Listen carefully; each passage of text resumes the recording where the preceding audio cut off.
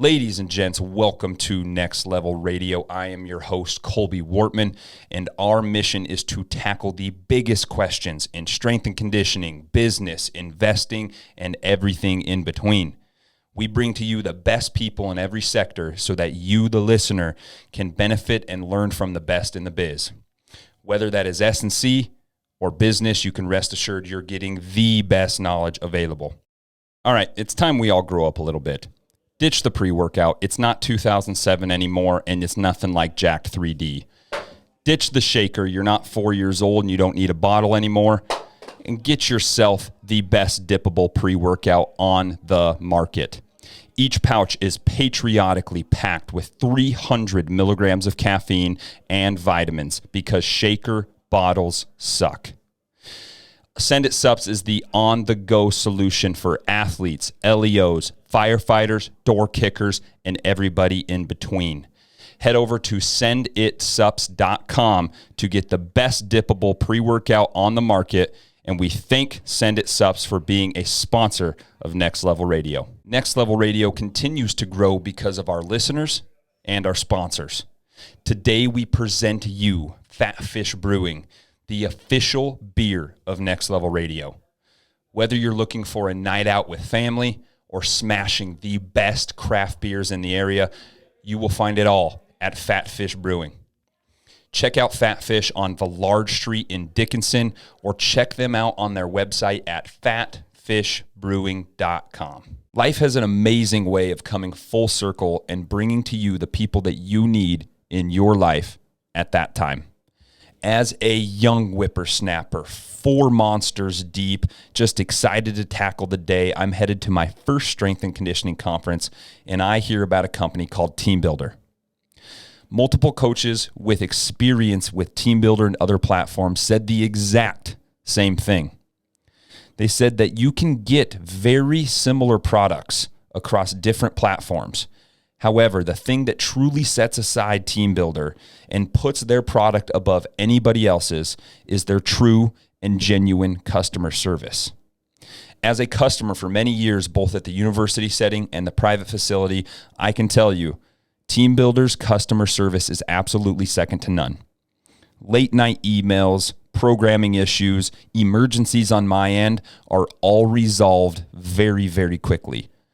So join the thousands of universities and private facilities that use Team Builder to elevate their businesses by going to teambuilder.com, click Start My Free Trial, and use code NLT at checkout. Our next sponsor, Nutridyne, a medical supplement company aimed at enhancing performance and addressing the underlying issues of disease. You will be hard-pressed to find the quality that you'll find at Nutridyne.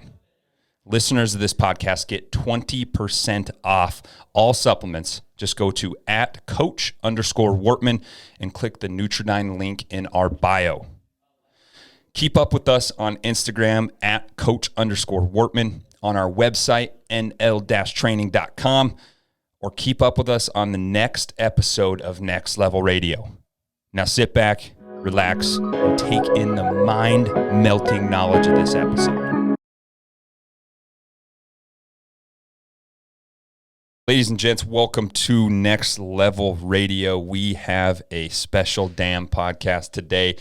We've been rolling out these podcasts, and we've got a great library of them, but this is one that I've been super excited. It's something that we've been able to bring it all together, and everything is going very, very well. And so we've been going down the Airbnb pathway. We've been doing strength talk. We've been doing business talk. And today we're going to be all over the board because you are a man of many, many different experiences. And so I want to introduce you today, John. He is the owner of Send It Sups. So I'm just going to have you introduce yourself, my man, and we'll wrap from there. I appreciate it, brother. Yeah. Thank you for having us out here. I've been definitely excited about this for a long, long time.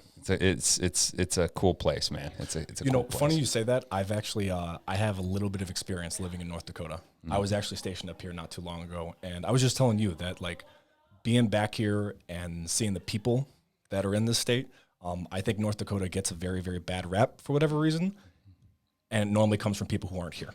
Yeah. I spent 3 years when I was up here, and coming back here and just surrounding myself with this breed of people again, it brings back a lot of good memories. Yeah, man. It's the people is what make this place so special. You go to Montana and you go to Wyoming, Colorado. Yep. It's the mountains. There's these different people that move in, and you have different cliques and different groups of people. But here in North Dakota, you have North Dakota people, and it's North Dakota nice. And it's been something that made Dickinson specifically, but North Dakota as a whole, home fast. It became home fast. And so it's really cool to get you back to a place that you've been. How long were you stationed up there? Well, before we get into that, I do have a cheesy disclaimer I have to roll through just for my job a little bit. Yeah. So I'm going to roll through this, and then we can kind of get into the nitty-gritty details of everything. So for those that are listening, the opinions stated in the following podcast are completely my own and in no way, shape, or form represent the United States Air Force, the Department of Defense, any current or former employer of mine, or the United States government. They are simply my experiences living and working in austere forward deployed environments in support of the global war on terror, and my very human and very flawed interpretations of those events. I want to thank you for your time and for your viewership. The Sended Supplements team, along with Next Level Training, truly value every second of your attention that you are graciously giving to us. I look forward to telling the story of how Rip It energy drinks, Copenhagen, a love of caffeine, a hatred of shaker cups, and everyday life in an undisclosed firebase led to the creation of the world's first dippable pre-workout supplement. My name is John. I'm the president and founder of Send It Supplements, and our mission is to caffeinate as many hardworking Americans as possible without the use of these things. Thank you for your time, and I'm looking forward to this conversation. Yeah, man. Yeah. Hey, that's a new one for me. I mean, I've had all the SF guys, all the military guys that I've had have been out of the military.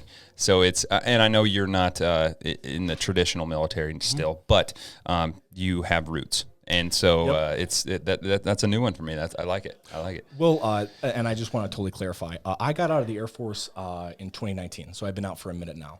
I currently work in the defense world, though, and without going into the nitty-gritty details about what that involves, I can't go into specifics about what programs I worked on or the technical details about those programs. But what I do want to tell the story of is it's interwoven into the founding of this company, and it plays along in our story. So that disclaimer, I had to read it because pretty much anything that we put out has to get cleared from the government perspective, just to make sure that no classified information is being leaked. Mm-hmm. But as far as my personal experiences and my views kind of living through some of these world events that we've all kind of participated in, Send It played a big part in that, at least from a personal reason. Yeah. The company was kind of born out of just living and working in, what you were saying, what feels normal to me, but maybe to some others isn't a normal life. 100%. I'll have you pull that mic across and a little bit closer to you. So and then right in the face. You'll hear yourself cut out. Okay.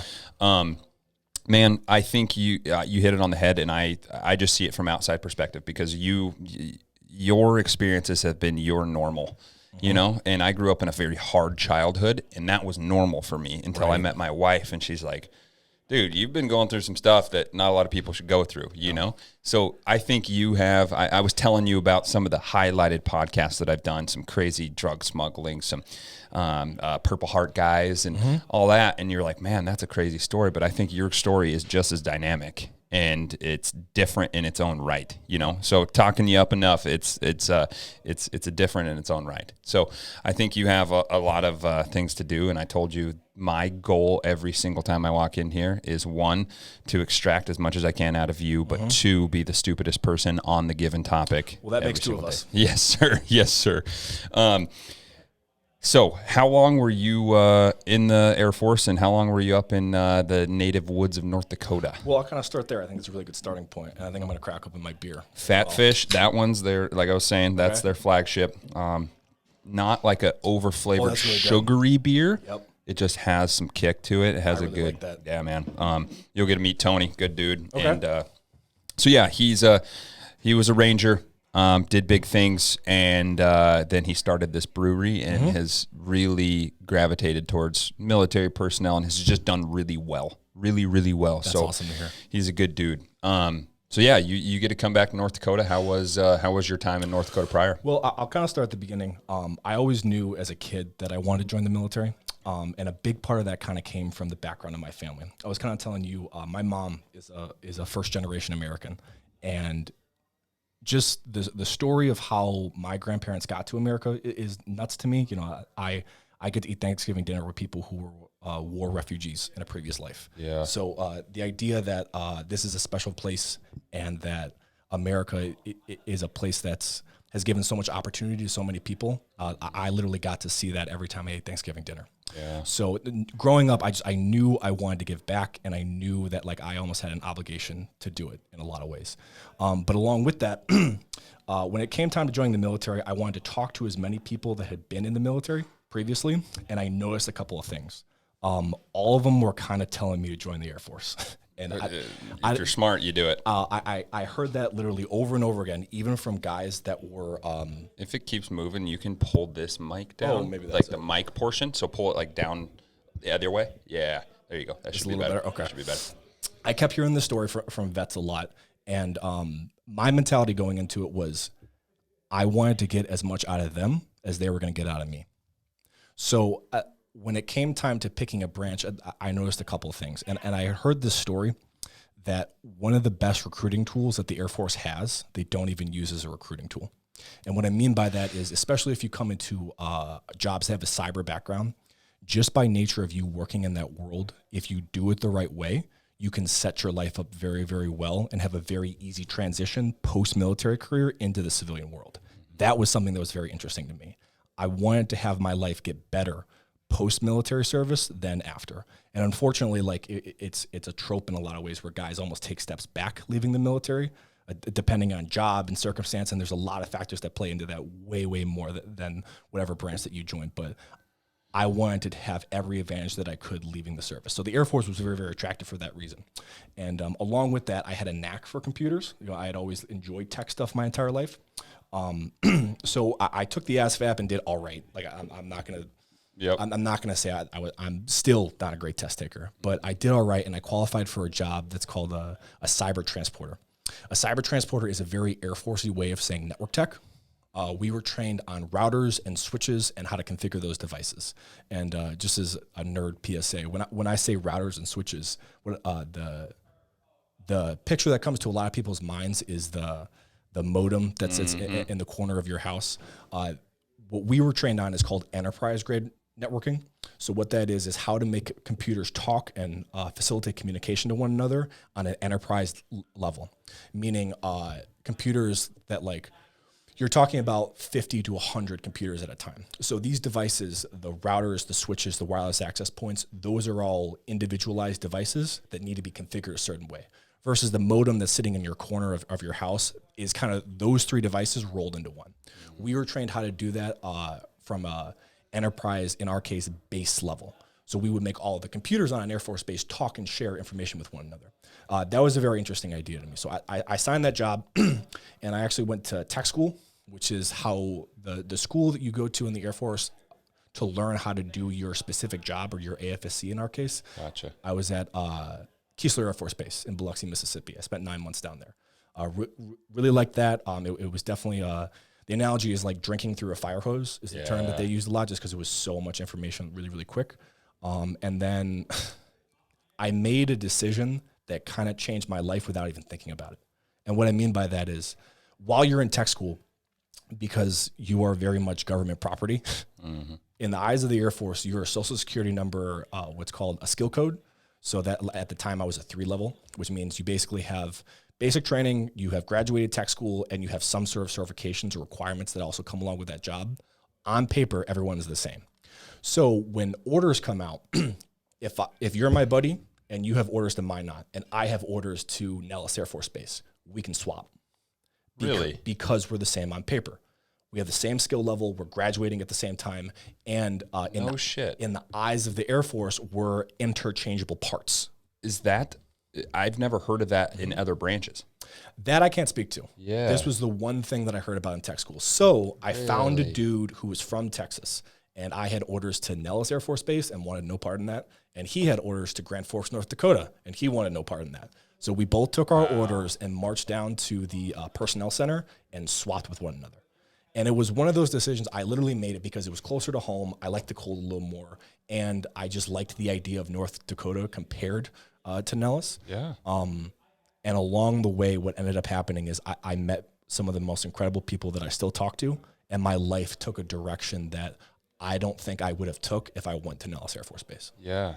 You know, how I look at this, what age were you when you joined the Air Force? So I was 18. I went right out of high school, and I was 19 at this time. That's what I was talking about. So when I talked to all my athletes and I didn't have a sense of maturity, I got wrapped into pain meds very early into high school. Okay.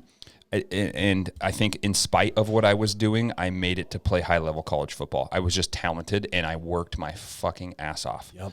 But what I'm saying is at 18, I had zero foresight like what you were talking about. So, like, it's really cool to see the dynamic of people because I would have never thought about, hey, I want to go to a place where I can have a career after the military.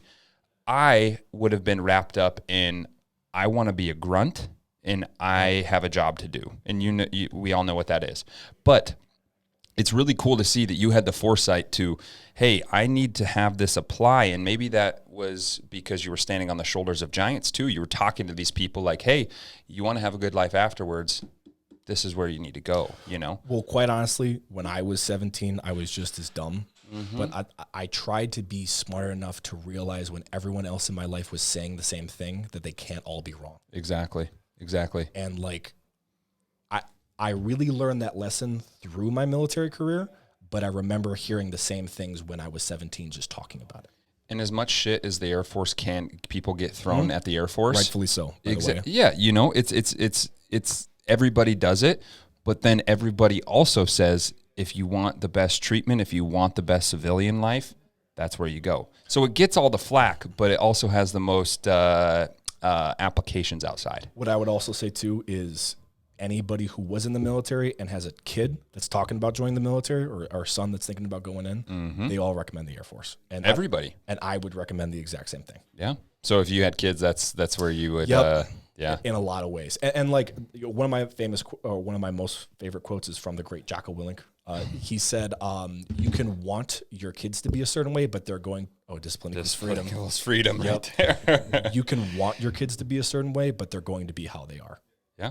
So I would never force the military on my children, but if they would want to go in it, as a parent, I would try to really steer them in the direction of the Air Force because of the easy transition and also the experiences that I had while I was in. Yeah. Well, you get to travel a lot. My buddy was in the Marine Corps, a good friend of mine. The technical term, I could be messing this up, so you cran eaters out there, don't get mad at me. Loadmaster chief. Okay. So he was loading planes. He was not an enlisted officer, but he got to fly with all the officers. So he was loading the plane how it should and flying around the world. Yep. And he loved it.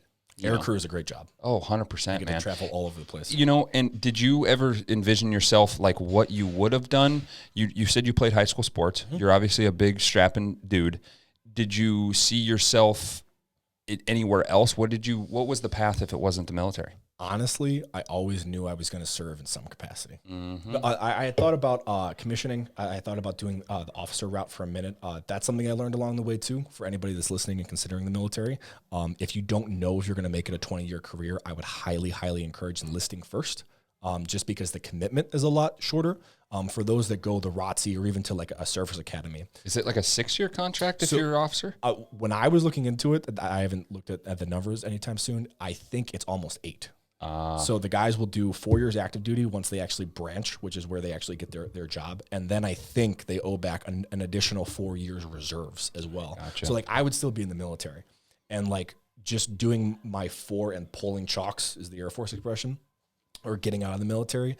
It just allowed my life a lot of flexibility. Yeah. And like, if I wanted to, I could have re-enlisted and gone the commission route, but something I've always learned is having options is always better. because it allows you to make the best decision in the moment. Yep. Every time, and not be emotional about it. Yep. You and I rapped about it a little bit, but for me, it was college football or the Marine Corps. Okay. I didn't mention exactly where I wanted to go, but it was college football, the Marine Corps, and obviously we know what took the opportunity there. But there's such similarities in the whole aspect, and I'll kind of draw some of those. You have had this great career where you are able to plug and play that into your civilian career. And for many people that don't know, we'll get into it, but you're now on the defense contracting side with Send It Supplements on the other side too. But with the college football, this town, and I've told you kind of about this, but this town is different. This North Dakota is different, but this town is very different. And I would be nowhere near where I'm at without the connections I have at the college, without the people that I played college football with. Absolutely. And it's those people and those opportunities. I'm telling you, I should not, and it's not like I'm a multimillionaire or anything, but I'm doing what I love and trying to be successful at it. And it's because of all these other people, man. And it's this cool application as I get to play college football. Yes, that's cool. Yes, I was all conference. Yes, we had success. But the benefits, the fruit after that is unconceivable. It's very unconceivable. The people, everybody, there's a lot of money in this town, and people want everybody else's success. And it's been really cool because you got the same thing. Like you said, you're in this inner circle that you're every once in a while running into people that you knew in a past life. It's life has a weird way of coming full circle, man.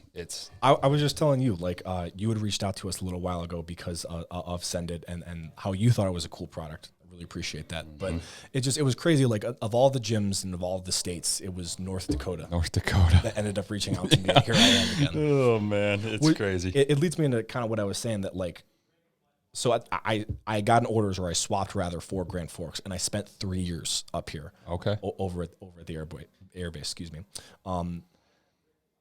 Besides the cold winters getting to you a little bit, because that took a little getting used to.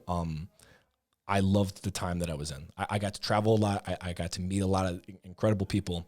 But at the end of it, if I'm being honest, I felt like I wanted to do more.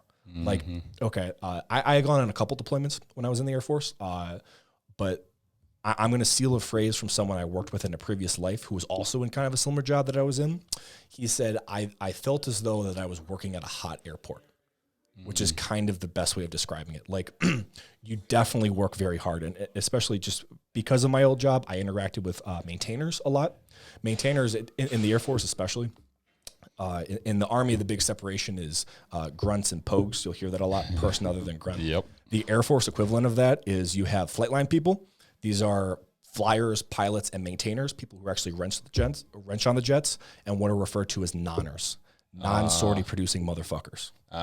People like me, commo or cyber guys, intel dudes. Any type of comms, anything. Right, people who don't work immediately on the flight line. And what was interesting about this job is I was in a unique spot where the communication assets that we were working on were considered aircraft components. And unfortunately, that's all I can say about it. But we were in this very weird in-between world where the way I describe it is we weren't maintenance enough to be maintenance, and we weren't cyber enough to be cyber.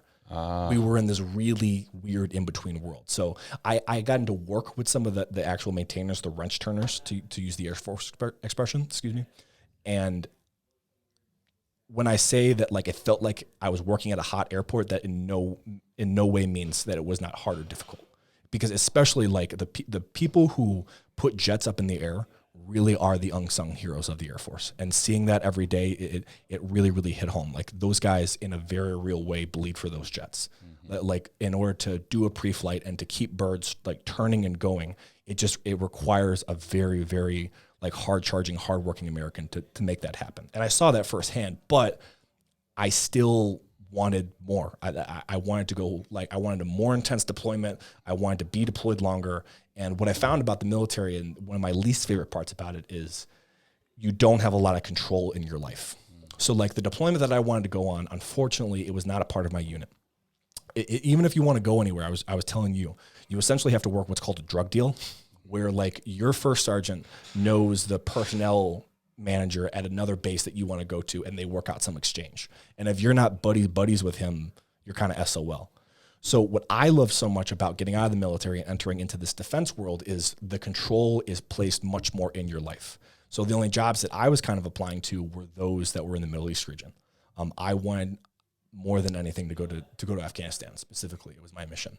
And I found myself working for a company that provided a service to the U.S. government where the end use of the product was to take live kill feed coming down from what are called fast-moving aircraft. These are things such as A-10s or F-16s, or what we refer to as an AWT, an air weapons team, like Apache helicopters. My job was to take the live video feed coming down from these aircraft and pump them down into what are called JOCs or TOCs. And I apologize in advance if I start speaking in acronyms. Yeah. Those are Joint Operations Centers or Tactical Operations Centers. These are the main hubs that all forward deployed people sit in and watch what we would call predator porn or live feed coming down from these aircraft. And because of this, I would work almost exclusively with forward controllers. These are controllers who actually act as like a forward air traffic control tower for these assets, specifically JTACs or Joint Terminal Attack Controllers or combat controllers. And what they would do is they would actually walk pilots onto target using the feed that I provided. And the lethality of this product was found in the fact that we could see what the pilot was seeing. That was the biggest advantage. Real time as it was happening. The feed that I would create the handshake between, I was like the forward deployed tech guy, would then be exchanged to what was called a PED or an imagery analyst. These are people who are trained to actually look at feed coming down in real time and discern, okay, these packs or personnel, they are friendly elements or enemy elements. Or to use his expression, we would make assessments based off of the totality of the circumstance. Meaning, okay, I know the region that we're operating in. I know that this region has a history of enemy activity. I know that because of these 4 or 5 other information points, that it's going to all factor into my assessment, and then he will take that assessment and pass it to the ground commander, who will ultimately be responsible for the strike request that is put up. I did that job for 2.5 years and loved every second of it. Yeah. So you're a link inside the rules of engagement for pilots. You're a link in that. Like, you're providing that feed. You're not the one saying, hey, this is the rules of engagement, do it. But you're a part of that process. The way that I put it is, if they didn't have that feed, the decision-making process would take so much longer. That was the real lethality that program provided. So people that have even been acquainted with the process that you were doing, they talk about, and I know he wasn't part of it. He was more on the ground SEAL, but Andy Stumpf, I got to run into him in Bozeman one time. Really?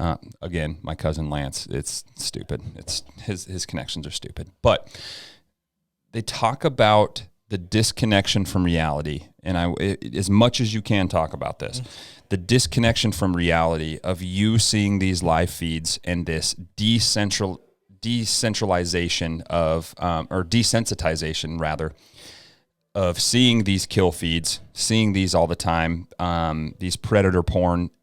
How was that process? I mean, you're seeing, and this is my words, but you're seeing kills be made, kills be confirmed. You're seeing even just friendlies. You're seeing a bunch of different stuff. How did you deal with like that desensitization of looking it through a feed, but this is actual war? You're seeing it through a monitor. Right. You know what I'm saying? I'll say this because like the workup, the training component that was required how to do this, everyone was kind of talking about this. And I spent, about 3 months learning the in and outs of this program before I was ever deployed ever. Because one of my favorite parts and one of the most stressful parts about this previous job is we were referred to as FSRs or field service representatives. Okay. So there's no infrastructure to help you in any way. It's back in the States, but like at the end of the day, you're it. So you need to really, really know this system. And especially in high stress environments, it just has to work. Otherwise, the decision-making process that we're talking about takes so much longer. So I had been mentally prepared to see some of the things that we're talking about seeing for about 3 months. And quite honestly, if I can add a little bit of humor to this, always. When this job was explained to me, I must have had a hard on for like 2 weeks, just like hearing about it. Yeah. Because like, okay, at the time You get your tech itch, you Right. get everything. it was literally everything that I wanted. Like I was 21 at the time. And when someone said, hey, we get to send you to the place that you not only want to go to, pay you extra money to go there, and you get to wear all the dumb gear that you've bought prior to this and do it for your job, it was like a dream come true to me.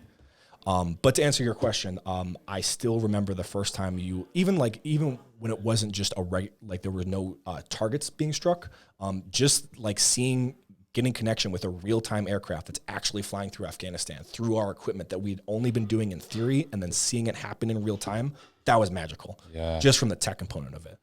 But the first time that we actually had a strike mission, that's when it got really real. And like, okay, our mission, our little small piece of this pie was we would do exclusively TIC response. So TIC stands for Troops in Contact.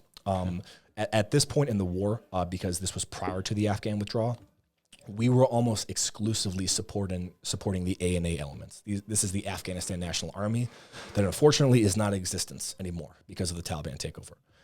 So because this partner force that we had stood up essentially, they required assistance when they would get ticked up, meaning they would take contact from enemy forces. And what we would do is take whatever asset that we were allocated, be it an A-10 or an F-16 or a helicopter, and respond to that tick. So it was my job to get handshake with this aircraft and then see what the pilot was seeing as guys were getting shot at. Gotcha. So to answer your question, like things hit harder when they were Americans in contact because they're Americans. Because yeah. But the craziest thing that a real hit home moment for me was we saw our partner force in one case, unfortunately, walk over an IED. And when I say like you could really see what was happening, obviously there's a big separation between seeing this on a monitor versus actually being there. But you saw this poor guy without a leg. You still see it. And you saw his buddy walk over to him, and you saw like him having to put together in real time, not having a leg anymore. And just like, we can kind of get into this a little later, but just seeing the after effects of how the Afghan withdrawal happened and seeing what those guys gave everything for, and then seeing it just all fall apart in 72 3 weeks, hours. Yeah. I mean, just bang. that hurts more than anything that I saw actually in real time. Yeah. Because at some stakes, you deal with a lot of people. They talk about it seems like it's all for none at some point. Yep. You know. So were you guys considered like a QRF force at some kind of? So the program that I worked or with just specifically ticks? was born out of the inception of, hey, we still want to do these fire missions in Afghanistan, but we want Americans to be as far away from the fight as possible. Gotcha. It was like, we want to create as much difference between where the enemy is at and where we're at, and still accomplish the strategic goals of the United States. So the handoff that was supposed to occur, that didn't occur, was the ANA force were to ultimately take over the complete handling of all tick response. And like, I don't mean to steal another line from Jocko. I just think he puts it very, very well. The way that he describes it as, there's a lot of supporting assets in standing up the tent that is the response in Afghanistan. But the United States is the biggest tent pole. Mm-hmm. And if you pull that tent pole out, the whole tent collapses. Because at the end of the day, and this is my jaded perspective, again, completely my opinions. But when I would hear some people in leadership positions talk about some of the things that the ANA forces were capable of doing, you would have to bite your tongue. Because like you're talking about people who are in many cases illiterate, who in many cases are on drugs. Like we had guys do like what are called NDs or negligent discharges, meaning would just pop off rounds because they're so high on whatever as they're walking around you. Like in many cases, they were more dangerous to you than the enemy was. And like Andy Stump talks about that a lot. They had to work with them even closer and go out on ops with them. I cannot even imagine what that was like. But just there are standards that are apparent in the American military that are not found in the rest of the world. Yeah. And like even down to like, okay, I saw firsthand the amount of money that the United States military spends on our forces versus NATO partners. Where I was at, and I don't mind speaking to where I was at in Afghanistan because we're not there anymore. Mm-hmm. I was actually in Mazar-e-Sharif, also known as Mez, the Hindu Kush mountain range, was our backyard. Fun fact for you, I don't know if you've ever seen the movie 12 Strong. Yeah. but that was the step off point to where that ODA team went into the mountains. Okay. We were basically there.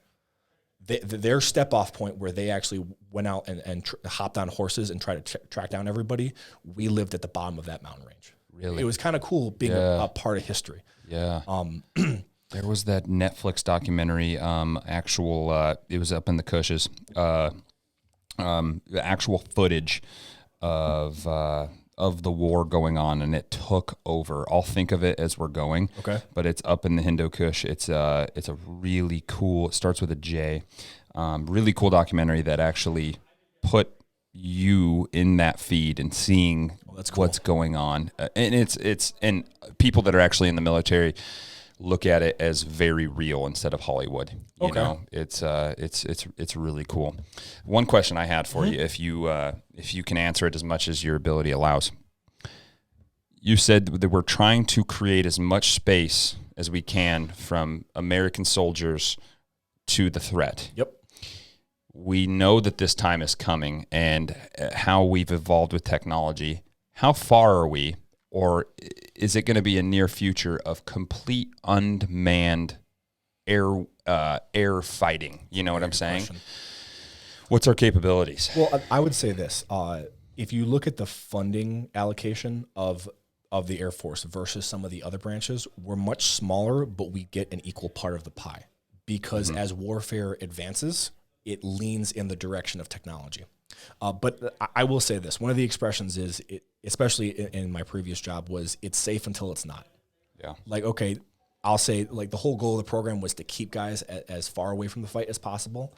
I'll remove his name, obviously, for privacy reasons, but I worked with a JTAC who ended up hopping on a helicopter that ended up going down. Thankfully, he is still walking. Everybody walked away, like, literally by a miracle, and is still here to tell the tale, right? But I knew him, and he was one of my favorite people to work with, and he was involved in a helicopter crash on a relatively quote-unquote safe deployment. Mm-hmm. So if you work in this world, almost anything can happen at any time, regardless of job. Yeah, yeah. It's we talk about the Wild West and the unknown. That time early on in the Middle East was unfathomable to some extent. But I like your perspective and seeing different. You see it differently because you had this tech background, you had this tech itch, but you also wanted to make an impact where impact was needed, and it's really cool because for people that are watching this on YouTube or Spotify or whatever, this is the first time you and I have talked about this stuff, you know, and it's nice how it just flows. And again, I just like seeing the perspective that you have, that it's different than most. We talk about pogues and non-pogues, you know, it's a different perspective. That's really, really cool, that I have never had experience with that. Everybody that I've talked to, I'm friends with, were Rangers on the ground, Marine Corps Scout snipers, you know, like that stuff. Yeah. Yeah. And but again, you guys played just as important or more as important of a role guiding that and allowing that to happen. So it's really cool, man. So how long were you in country there? Well, I was in Afghanistan for about a year and a half. And then I spent another roughly year to year and a half in Syria. So I know more about, I know you gave me the acronym. I know more about the Army side stuff. So technically with your equivalent of what they call it in the Air Force, your MOS, what is a year and a half standard time that you're there? Okay, so when I was doing this is also an important PSA to put out. I was a contractor during all of my downrange time. So I was an FSR. I was a civilian, and that was also a very eye-opening experience. Like, and I'll say this too, like, while I was there, I was in no way, shape, or form serving. I was there seeking adventure and money as a defense contractor. That was the very attractive part to me. While I was actually in the Air Force, though, that's when I spent 3 years actually at Grand Forks Air Force Base. I deployed twice out of there, and then a year prior was just in training. Okay. Did you, I wanted to ask this too, just because it's home in North Dakota. Did you spend I mean, obviously you're traveling around, but did you spend all your time in Grand Forks, or did you get a little bit of tour and get to see Minot as well? You know, I actually went up there once. We had to do an equipment exchange. Yeah. And everybody said the expression is, why not Minot? Oh, yeah. I'm glad you know that. I'm glad you know so that. far up north. But funny enough, when we drove up there, the guy that I was riding up there with, we were shocked at how much better the base was. Yeah. Just because, like, it's a bigger base, it's a missile base, it has more money attached to it. Yep. But there were a lot more base resources that were not found at the tiny little Grand Forks Air Force Base. Yeah. Yeah. It's well, you talk about a missile base, just the big ones around, and we're pretty surrounded. So you got the Minutemen up in Montana. Yep. Huge. You drive west over into Great Falls, Montana, and you are going down an old highway. And they're probably in one stretch driving that, you're going to probably see 10 to 15 Humvees. You're going to have these deserted roads that are guarded by Humvees. It's cool to see, but it's like it's different, you know. So you got the Minutemen there, you got Minot, and then also where I grew up, very close, you have Cheyenne, which is another big Air Force base, a missile base that. So I grew up around it, but again, I really like that I'm the dumbest person on this topic, and I can just absorb this. It's really cool to see, because I just get the inside scoop, you know. Yep. So hopefully everybody sees that there. So you get back from deployment. Yeah, she just loves all the love. Yeah, she's the podcast dog. You get back from deployment, and was how did you digest this degrading of Afghanistan, and as we started pulling out of Afghanistan, how did you handle that? What was your philosophy? Well, I'll say this. I keep in contact with someone who, by nature of his job, had to work with the Terps a lot more. And by Terp, I mean interpreter. That's just what we would call them. That's really just a shortening of the verb, or the word rather. The guys that were working in an interpreter role were some of the most incredible individuals that I've ever met in my entire life. And what I mean by that is, like, you talk about crazy stories that, like, you've heard from people. Talk to an interpreter. They will tell stories that will blow your mind just because of their background. Yeah. Like, these are guys who were born in Kabul and through one way or another found their way to supporting the United States and acting as an interpreter to help facilitate the conversation between partner force, between the ANA stand-up army that the U.S. government was trying to stand up, and the actual U.S. military component that are English speakers. So these guys not only have to speak Farsi, but also relay cultural details and backgrounds about their own world to English speakers who know nothing about it. Yeah. And just their story are some of the most incredible stories that I have heard. And the heart-wrenching part, seeing all that happen, is I keep in contact with someone who by nature of his job, had to keep in contact with some of these interpreters, and they're not responding to WhatsApp messages anymore. And you can start assuming things, but, like, you just start putting two and two together about what happened to some of these individuals because they support the United States government. And the reality is they were probably killed, and they were probably killed not well. Yeah. And that's the reality for a lot of people. Like, to us, it's just watching the news, and the images look absolutely horrific. We were just talking about them, like people falling off of airplanes and people trying to finagle their way under barbed wire just to try to get to these jets.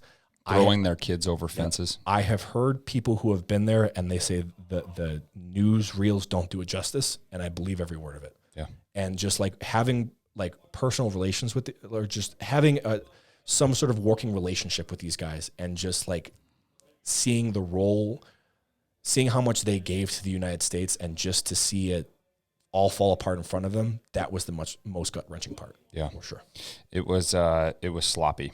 It was very sloppy how everything went down, and we talked about the private civilians, Tim Kennedy, them putting together teams and doing whatever they can because God bless that dude. Dude, he's crazy, and we needed every boot on the ground that we could. Yep.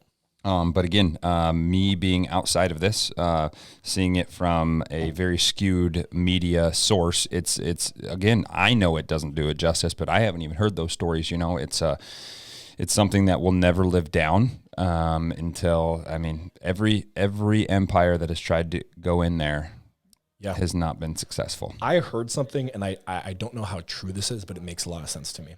So like one of the things that I learned, especially coming from an Air Force background, working exclusively with the Army, is the Army has something the Air Force doesn't have, and these are called warrant officers.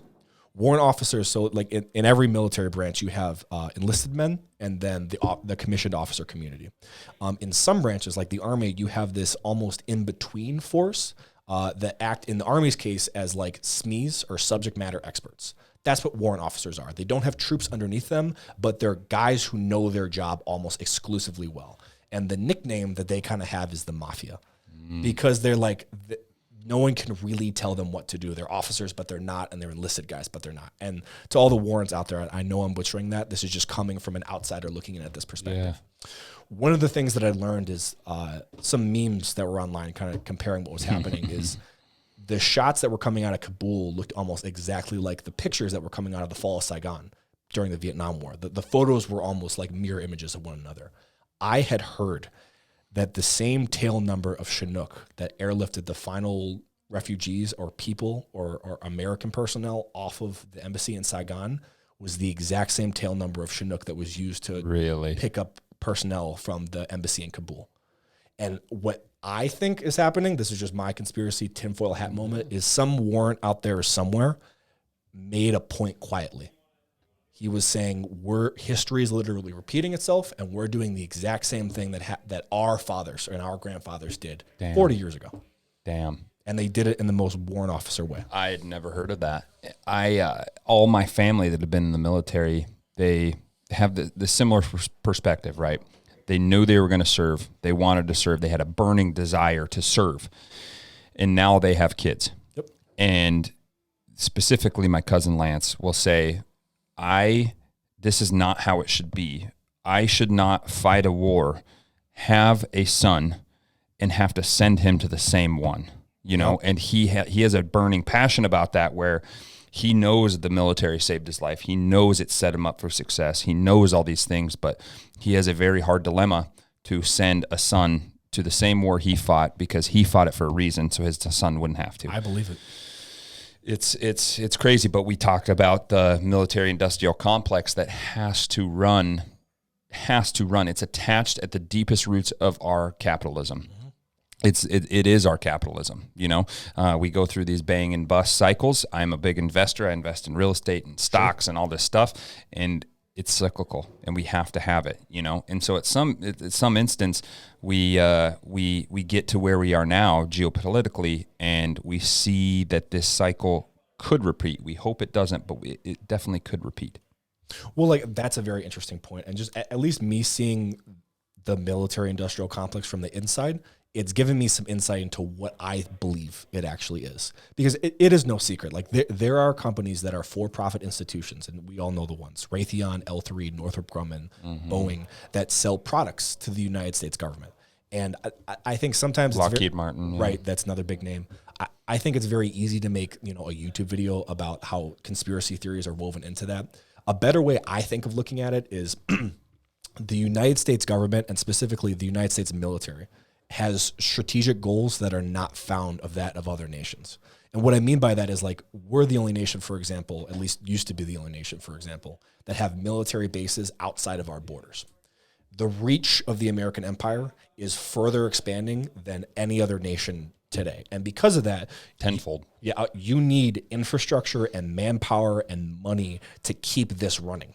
So the U.S. government has far-reaching strategic goals, and if they want to accomplish those goals, because they will at the end of the day, they can either do one of two things. You can either have a 24/7 revolving draft and have a military service model that's akin to that of South Korea or of Israel, where there's mandatory conscription for every young man. The United States kind of has a model of that now, where we have the selective service, where, like, if you want to get the right to vote, you have to register for it. But if we want to accomplish the goals that the U.S. government is trying to accomplish, we just need the manpower for it. Obviously not a very popular political platform to run on. So what happens instead is private industry fills that gap. So to accomplish these goals that the United States already has, private industry steps in and sells products and people and FSRs to then accomplish those goals. And because of that, they have to get compensated. So the alternatives in my mind is we either have a military and a service model that's akin to that of South Korea, or we do the military industrial complex thing while accomplishing those goals along the way. I've never looked at it like that. That's how I see it. Yeah. And like, for example, like another like really like aha moment that I had is like all the big holy shit technologies that kind of find our way into our lives, they all started as military technologies. Mm-hmm. Like, okay, the easiest one is the cell phone. And I'll even make it specific to my job. We had a crash course on the history of how the internet was created because of the tech school that I went to. Like, for example, I don't mean to super nerd out on you, but there's something called the OSI model. It's a 7-layer model that basically explains how the internet works. My job works the first 4 layers of that model. That OSI model was developed by the military 70 years ago. Yeah. And it's still so accurate. As fast as technology changes, we're still using this model that was built a long, long time ago by engineers trying to make intercontinental ballistic missile silos talk to one another remotely. That's where the idea of this wide-spanning network came from. So once the military product is sold to the government, it then trickles its way down into the lives of everybody else. Okay. Similar, cell phones are the exact same way. GPS technology is the exact same way. Radios are the exact same way.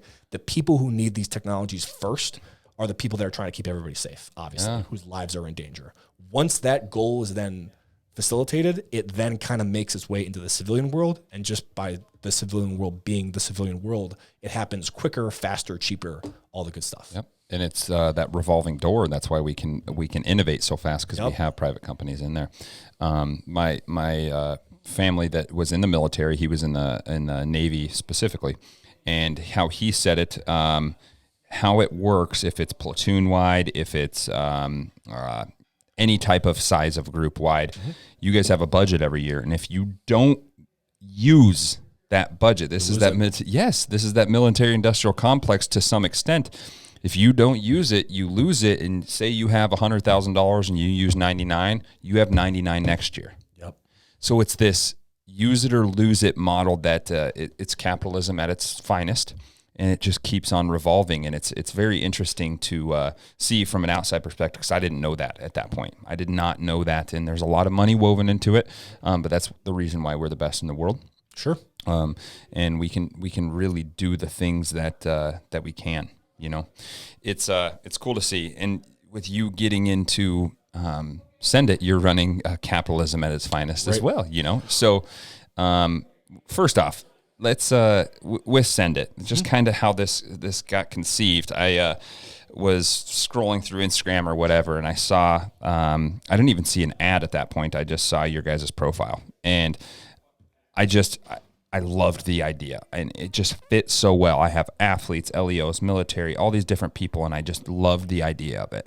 And I was actually on vacation. I was in Florida, and I sent an email, and this is what transpired till today. Yep. You know, and it's really cool because the connections you can make in all of this is awesome, man. And we talked about it. Nobody else is doing what you're doing, and so Give us the Send It supplements quick and easy, and honestly we're just going to dive deep into it. Yep. Well, the product was kind of born when I was downrange and I was deployed, and I was in the gym one day. And coming from a former dipper, unfortunately, I've used tobacco for a long time. I would always put a dip in before I would lift. And I remember being in the gym, and everybody was kind of crushing what are called Rippets. They're these like giveaway energy drinks that the U.S. government has, right?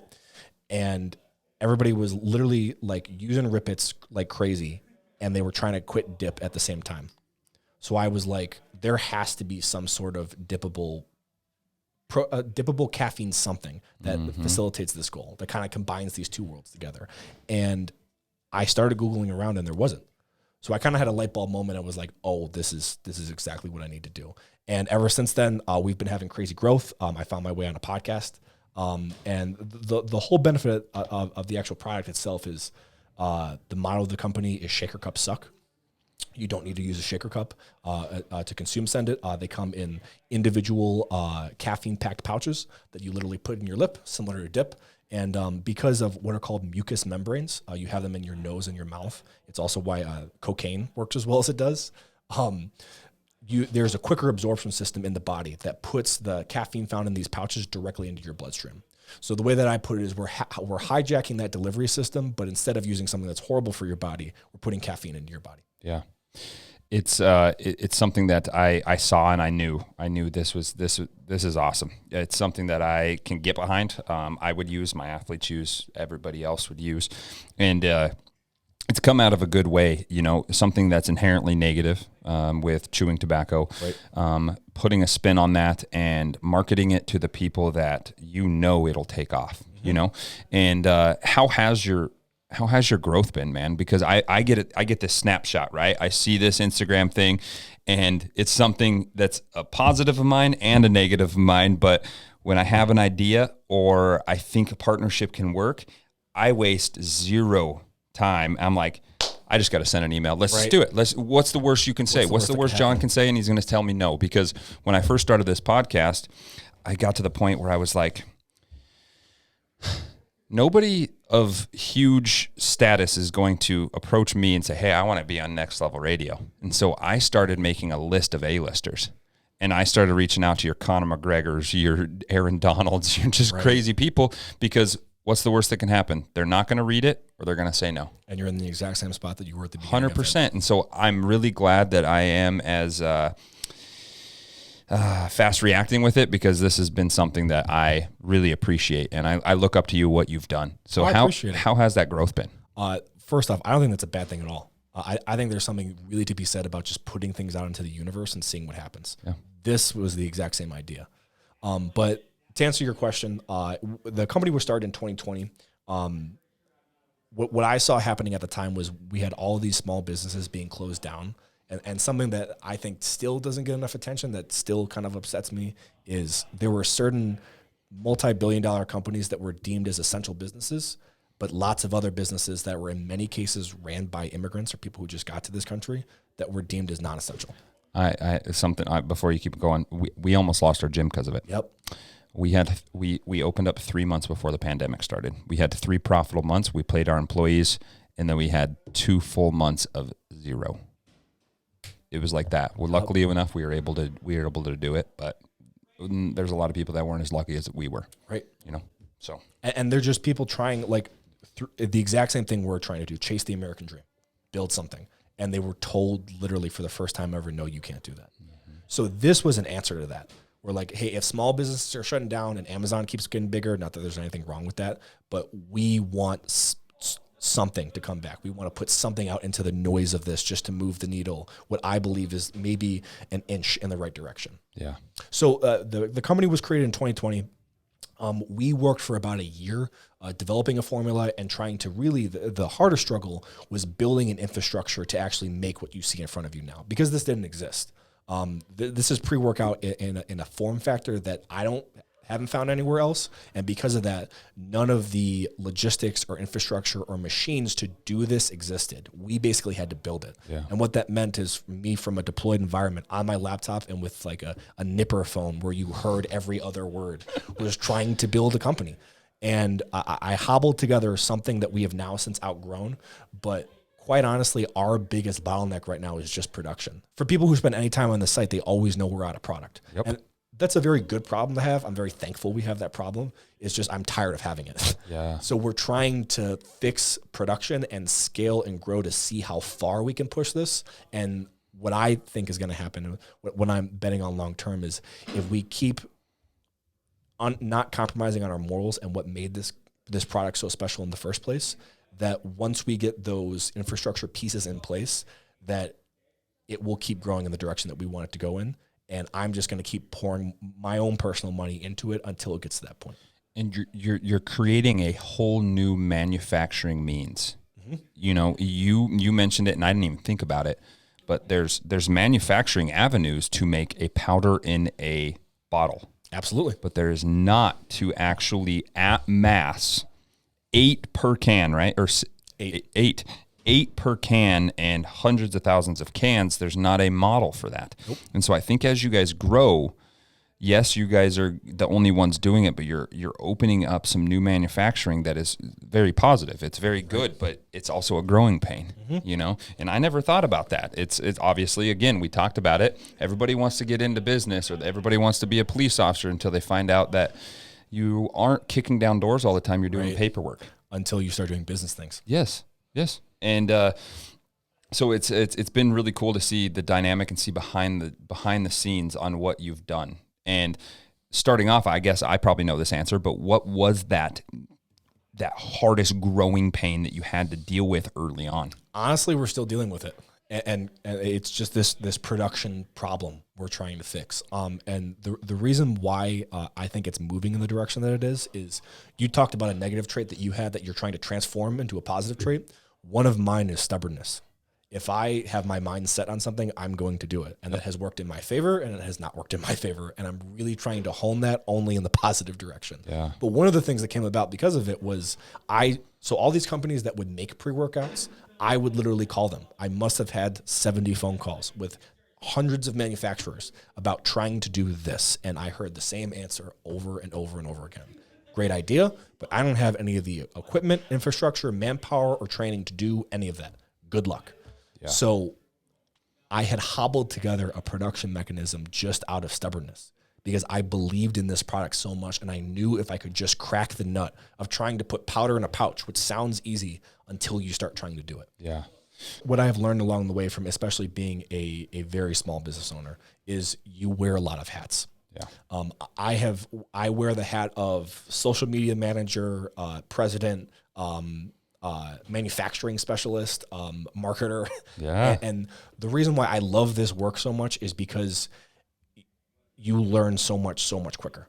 And more than anything, like the reason I'm doing this is because I'm having so much fun doing it. And like, I haven't made a cent off of it yet, but just the act of having an idea and building something that is now in front of me, that was the craziest part. It was the same crazy part about what made Afghanistan to me so special, is the idea that I wanted to get there and everybody in my life was telling me it was impossible, but I was just so stubborn to where I was going to make it happen regardless. Yeah.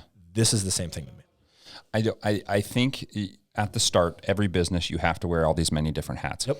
I don't think you're going to have that problem in the near future, man. Honestly. I appreciate it. I really do.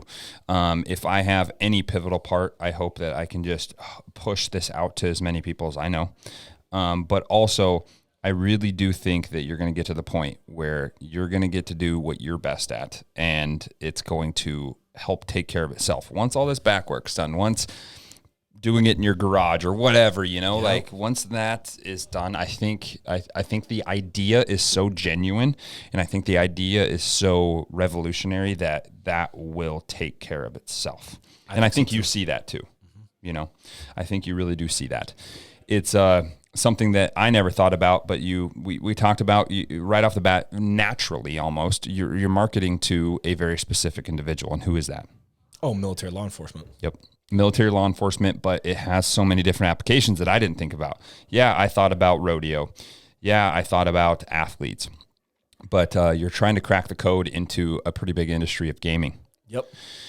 How are we going to do that? Well, for those that do not know, we have some future products coming out, specifically tailored to the gaming market. We have found that I don't play a lot of video games, but someone who is very strategically involved in the company does. And I want to pick his brain early and often about exactly those things. Because that community of people, in many cases, is not who we're talking about. Sometimes they can be military law enforcement, but normally those people aren't. And what I think makes this product so special is the marketing is so genuine that it resonates so well with people who come from this background. And what I also want to say too is just because there's a soldier on the face of this product does not mean it is just for soldiers. Yeah. This is for what I would say all hardworking Americans. This is for your cops, your firemen, your electricians, your plumbers, your gym owners, anybody who needs caffeine to accomplish their goals, which last time I checked is everybody. Mm-hmm. And if you cannot run to the bathroom while you're doing that, I think that's advantageous for everybody. Yeah. But the marketing reflects that, and it markets to a specific audience. I know that when we break into the esports gaming world, that we're going to need other vital people in the company that know that world better than I do. My brother is that person. And we need marketing to reflect that, and especially a sense of humor that reflects that. And we have some things in the works that I'm very, very excited about. Stay tuned on Instagram for updates. Mm-hmm. But there's a big player in the esports supplement world who we all know the name of, but is, my understanding, notoriously hated. And some of our big goals is if we can make a product that works well, for someone who stands or sits in front of the computer for hours on end, to make their need to stay focused and not have to run to the bathroom every hour or two because you're pounding Monsters or Red Bulls or whatever, I think is an industry that we have not tapped into. Yeah. And I think it's a bigger industry than most people know, because you talk about boomers and they very talk down on this esports side. Even at small Dickinson State, a small college or university here, they've adopted an esports team, and I believe it. And they have scholarships larger than the football team. It's crazy because there's a lot of funding. Yes, there's a lot of capital to get it started, but once it's started, it attracts a very specific person, and those specific people are super passionate. Absolutely. About it. As you know, your brother is. It is something that people get behind and never leave. No, of course. And I was doing some research into this world, and I learned a couple of just facts to me that just blew my mind. Like the League of Legends finals tournament that just took place, it had more viewers than the Super Bowl did. That was nuts. And then I learned that the prize pool for the number one winner was a 7-figure number. I learned that Madison Square Garden was sold out because of people coming to watch others play video games. Yeah. That was not the case 10 years ago, and it's only going to go in a particular direction. From what I found out, Dana White said it a few weeks ago, talking about the Jake Paul fight that got pushed off. It cost $500,000 just to turn the lights on in Madison Square Garden. Yep. So there's revenue there. There's a little bit of money. There's a little bit of money there, man. Again, I can't talk well enough about Send It. It's cool to see this evolution, and I've just implanted myself in this snapshot. Okay. And it's really cool to see the evolution, and I can't wait to see where it goes from there. We talk about Gus Kronberg. He's my videographer. He's also a professional bullfighter, and he has applications there too, man. And it's really cool to see. So I'm excited to see where this takes you and where that product goes, man. I'm excited as well. Yeah. And just I think this needs to be said too. No matter how big we get, no matter how many people we sell to, the parts that made Send It so special, in my opinion, are the morals that built it. Mm-hmm. And so long as I'm a part of this company, and I plan to be a part of it for a very long time, those are not changing. Our patriotism, our morals, our pride in the work that we do, and our pride in country are something that both founders, myself and my father, he is also my business partner, that we feel so strongly about those things because they're interwoven into the men that we are. Mm-hmm. And so long as we're a part of this, and that's not changing anytime soon, those will be a part of Send It. Yeah. Something that just popped in my head that I'm sure you've thought about, which is probably base level thought for you at your company. But another crazy big avenue, depending, like you said, B2B channels, convenience stores, gas stations. That's something I've kept in my mind for a minute. Dude. So I wish I could take you to a few. There's a couple, one right up by your hotel. Okay. But here in North Dakota, convenience stores are gold. Mm-hmm. If you are a convenience store owner, you are a multi-millionaire because this oil field, people live on the foods there. So it's not a normal convenience store with your Twix, Gatorade, and Monsters.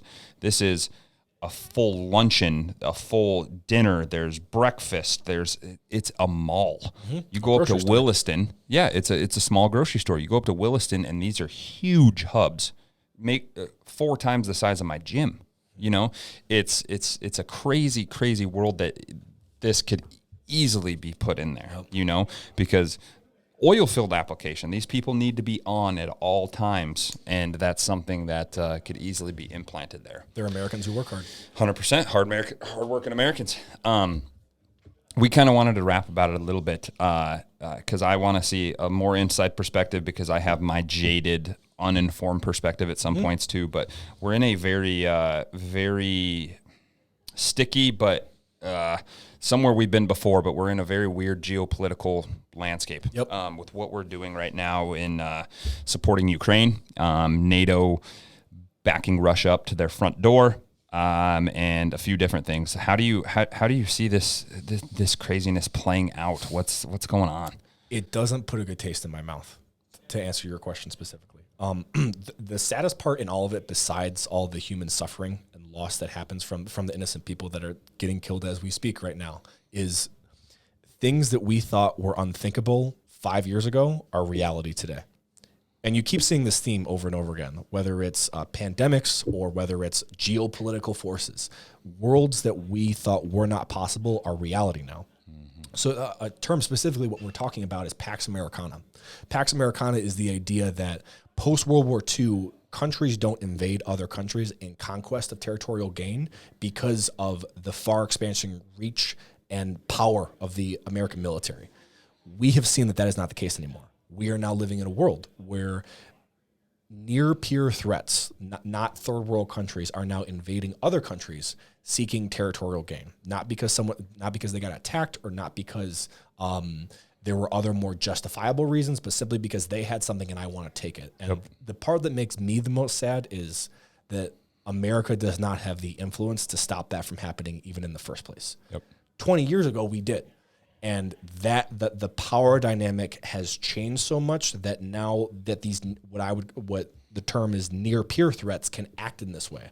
And it's no secret that Taiwan is also on the chopping block. The chopping block. Thank you. There are normal everyday people there that are looking at Ukraine and looking at what's happening and wondering if they are next. I don't want to get too political, but I think this landscape of us not having the influence and power even has changed in the last 2 years, if you're catching my drift. Absolutely. The administration that we have at the helm has changed that. There's some things that with Trump, he's very polarizing, and I get that. There's different aspects of that, but he was a dictator whisperer.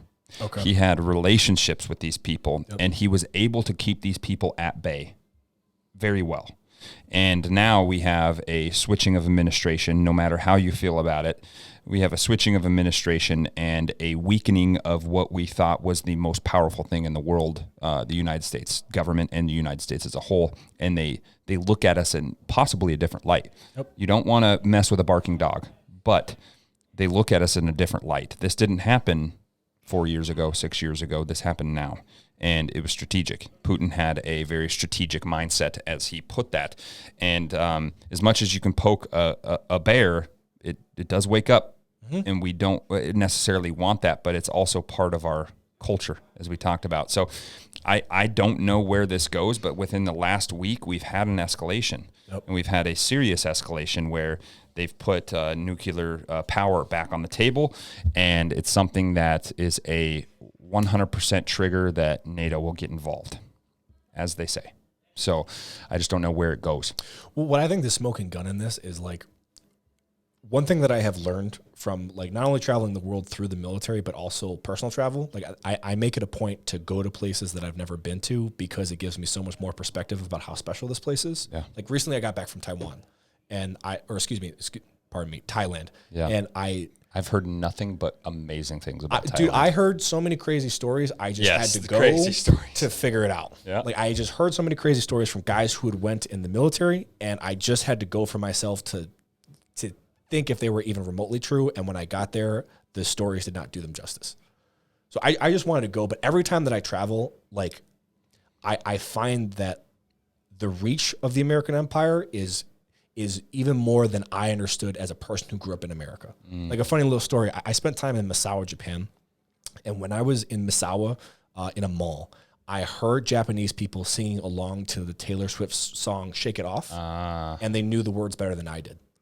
That doesn't happen here. I was standing in Thailand, and there was a guy who was wearing a USS Constitution hat.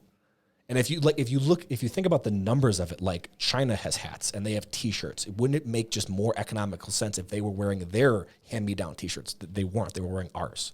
You would stand in like a plaza and look up at the Thor movie that has been translated into Thai, so that they can consume our media. That is, it's a sphere of American influence that truly is more crazy than anything even I thought I understood.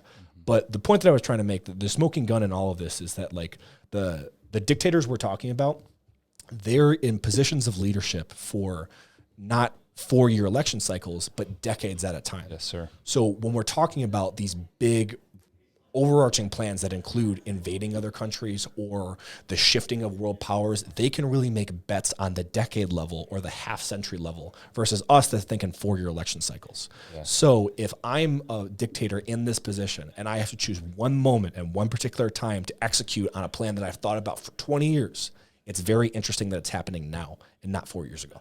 Yep. That's the smoking gun to me. I could not agree anymore. Russia, China specifically, can play a long game that we're unable to. Mm-hmm. We have the funding, we have the military, we have all this stuff, and it's something that I don't want to stomach, and I don't think it's right now, but we have to obviously think about it. And the world goes in these cycles, and I think we are not there yet, but there's always these falls of empires, and it's something that in our lifetime, we've never, ever even come close to. I don't think we're there. I think we're taking a road that we don't want to go down in some aspects, and we're taking a road, whether it's economically or different gender studies or different stuff like that, because you look at the Roman Empire and some other empires, as soon as they started questioning genders, this is something, and whatever, if you want to take me off or whatever, but as soon as, I don't have a perspective in it, but as soon as different empires started questioning genders and going down this checklist of stuff, they had a revolution and a falling of some sort. And so we have to tread carefully and see where we're going with this. And again, it is a negative of ours that we can only think in 4-year cycles, but also when we're in such a bad position that we can be in right now, we also can change that in 4 years. Yep. So that's also a very positive about it. And so it's this double-edged sword that with China and Russia, they're playing one long game, even though their civilians may not be happy with the path that they're taking. They can take it. Yep. It doesn't matter. They can take whatever path they want in any capacity, in any time frame that they want. It's something that I think we can. We're still the United States that we've all come to love, but times are changing. Times are weird. Well, what I think is so interesting, and you bring up the Roman Empire, and I am by no means a history nerd. I have honestly learned more about world history through my brother than through anyone. Shout out to him. Is he your older brother, by the way? No, he is my younger. He is younger. And when I say that, what's so incredible about him is we're very, very different, but we're different in the best of ways. Yeah. Whereas I am a bit of a history nerd, but it was always American history. I'm kind of a patriot, if you can't tell. Michael is just worldly in the sense of he enjoys reading for the sake of reading as it applies to the broader human story. Gotcha. So one of the things that he taught me is if you study the Roman Empire, it's not only interesting that their architecture, or rather our architecture, is modeled after them. Yeah. The idea of a republic, we garnered from them. Our founding fathers were obsessed with Rome and the span and reach that the Roman Empire had, that the Roman Republic have. We have governors in the same way that the Roman Empire had governors. So there's a lot of parallels. And when the fall of the empire started occurring, when there was corruption in government, when the masses were being dulled, like for example, I believe in the Roman calendar, everybody was off 4 days a week. Everybody would get drunk and go and watch gladiators fight one another. There were so many holidays to keep the peasants distracted from the empire that is crumbling before them. So you can draw a lot of parallels in that, but I may be silly for having this perspective, but I've always been called the bullish optimist. And what I like to keep in the back of my head is as crazy as it feels right now, and it does feel very crazy, I think the United States has seen crazier times, and we have pulled through it. It's the best time to be alive. Yep. Everybody thinks that it can be bad or it's worse, but we know that it's probably the best time to be alive. And what I mean by that is if you read history a little bit through the context of not even history that happened 100 years ago, but history that happened 70 years ago. During the 60s and 70s, you had the Civil Rights Movement, you had the Vietnam War, you had LSD and the hippie movement span through America, and you had just a total distrust of the American government and the American system as a whole. And what I like to put myself in the perspective of is the guys that fought in World War II, they fought differently than we view the military today. And what I mean by that is when there were no deployments back then. You went until the war was over. You went and you either came home on a ship when the war was done or you came home in a coffin. Like that was, you joined the military and you came home when the war was won. That was the mentality. We don't do that anymore. So those guys were quite literally dragged from their homes because in many cases they were drafted and tossed into Europe. Those guys had to come home and watch America turn into 1960s America. Mm-hmm. I could not imagine how they felt. But around the corner of that was the 80s, was a boom in patriotism, was a boom in America leading the world from like a technology perspective. You had the internet and the idea of the microprocessor and a technological revolution that we were leading the world in.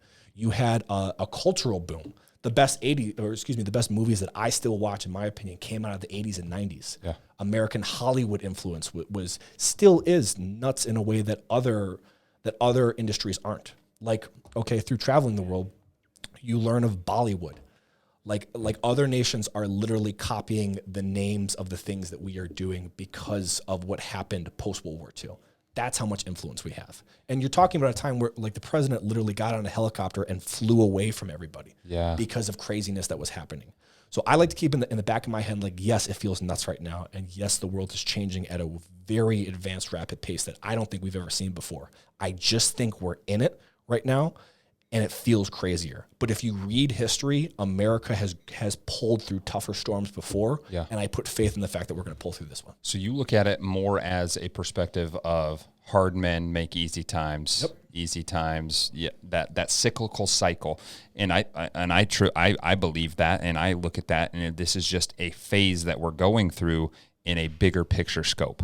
You're already seeing it, like the idea of the norms that we have always accepted changing in front of us is making more people uncomfortable. Yeah.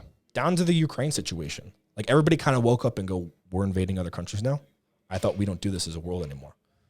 Europe especially had to come to terms with that reality in a very real way because they were the ones, it was their homes that were being invaded. Yeah. So I put faith in the fact that the world is waking up. I'm sad that it had to come to this point in the first place, but people have very, very short memories, unfortunately. And that is a human characteristic that, regardless of culture or background or nation or origin, almost everybody universally shares. I mean, with the in the big scheme of things, the short lifespan that a generation has, we look at the far deep history is 50 years ago.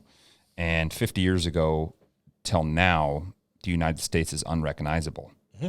But it's still a supreme power, and it's still as advanced as it'll ever be, and we just keep going down this pathway. You know, one of my favorite parts about the United States, and like specifically from an entrepreneurial standpoint, I really saw this specifically from my last Thailand trip. Like, there are people that think about improving themselves and building a business and building something in the exact same way that I do, but they're just born in a country, in a third world country that does not have any of the economic scaffolding at all to make that happen. So it is because of that reason. Because, I look at the history of my family. My grandparents were quite literally war refugees. They were shot out of Germany by, at that time, the USSR, and ended up in Armenia. And they just had to wait there for their visas to clear. And they actually came to a decision where their Canadian visas cleared first, but they were waiting on their American ones, and they had to make a decision. They had to make the decision of, do we leave now and go to Canada, or do we hang out in this shithole longer and wait for our American visas to come through? And thankfully, they put up with what was not a good living situation longer so that I could be here. And I hear that, and it makes me 10 times more motivated. I tell myself that story every time I don't want to work on something. I have to work hard because there are people in the rest of the world that quite literally can't. Whereas I can pour my soul into something and build something versus picking rice in a field 20% better than my neighbor. Yeah. That's what makes America so special. And even with all the craziness, we're the only nation that actually encourages people through not only like the culture of America, but actually the tax code to build something and create an economic scaffolding so that one day you can get bigger and bring other people along with you. That's an American idea. So you're saying you see how America, United States as a whole, capitalizes on the human intuition to build, to create, and it allows it. That's why we'll win. So like the example that I always give is the Jeff Bezos equivalent in China. He ran Alibaba.com. Yep. Okay. That guy said something that was not flattering about the Chinese government, and he disappeared for 3 months versus Jeff Bezos that can tweet at the president and say, I don't like you. Yeah. And nothing happens. Mm-hmm. The reason why we'll always win is because that guy is not going to work at the level that Jeff Bezos will work at, because it's just not worth it. Why do I double the scale of my company if it just means that I'm going to have more eyeballs on me? Yeah. Versus the American government's perspective is, hey, we're going to have this laissez-faire approach with people and let entrepreneurs do the things that we want them to do through the tax code. And like, that's okay. I was just ignorant to this fact because unfortunately it's not taught in schools. I don't know why that's the case. But what I have since learned is that like a lot of people talk about the tax code being fair and not fair. And I think that's the wrong way of looking at it. It was never designed to be fair. What the tax code is an incentive-based system to incentivize private money to do the things that government would want to do otherwise. Like, for example, real estate. The reason why real estate has such the best like tax benefits woven into it is because when people with private money are building buildings and homes, everybody benefits. And I'm going to steal a quote from Alex Hormozy right now. He's the man. He's absolutely incredible. Yeah. Private money is 10 times more effective at allocating resources than public money. So through just people being people, our country will get better through the human spirit. That is not prevalent in the places that we are talking about. Yeah. And their model is, hey, we're just going to whip people enough to get them in the direction that we want them to walk in. America doesn't have to do that. No. And in the determination, the motivation in the very cellular level of those people that are getting whipped into shape is not buying into something they're creating. They're forcefully getting bought into something that they don't want.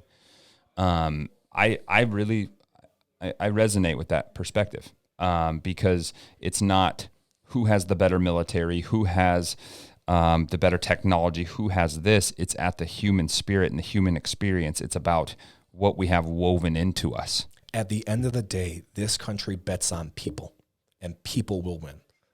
That's what makes America so special. And if you go back to the founding of the nation, that is what is interwoven into the idea that all men are created equal, or the idea rather that like the truths and liberties that were listed in the Constitution, that those were not there because we put them there in some document, but they were given to us by our Creator. Yeah. If this country fell apart tomorrow, we're still free men, but the Constitution recognizes the fact that we had that freedom in the first place.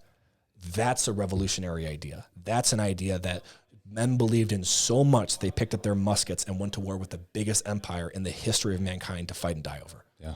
That's why I would live and build my life nowhere else but here. Mm-hmm.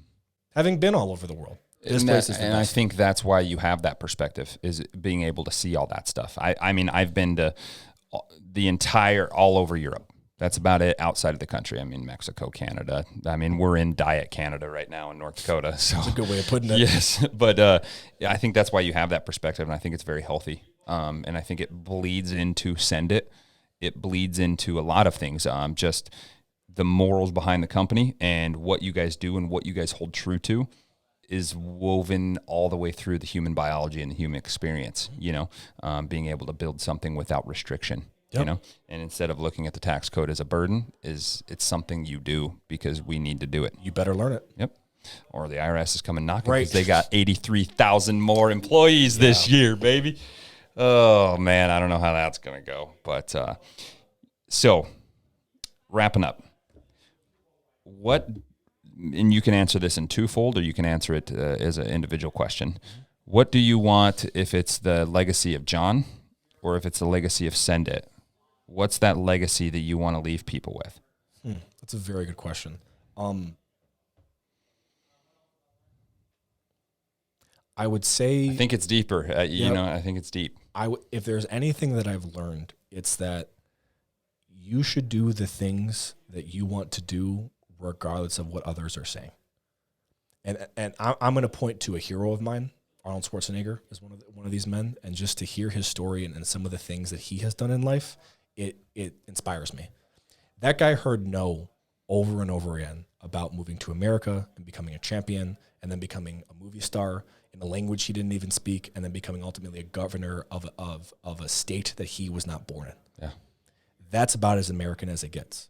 And part of being American, in my opinion, is believing in the things that you believe in so passionately and so feverishly that it doesn't matter how many other people are are telling you that that's stupid or to not do them, and you're just going to do them anyway. That's what this is. I hope it gets so big that it transcends my life in the best way possible, and I just hope that at the end of it, that this stubborn quality of mine that has caused a little bit of like hardship in my life, I learned how to figure out and push in a direction of productivity to where I just did the things that I wanted to do uncompromisingly, and that I just did them regardless of what others were telling me to do. Yeah. I think that's built into what you're doing, man. And it rings true in your marketing. It rings true in the product. It rings true in who you are. And so I'm very lucky and blessed to be able to do this. And again, in different ways too. I look up to you, what you've done, and I think other people can look up to that. You're looking at trying to be the most American process possible.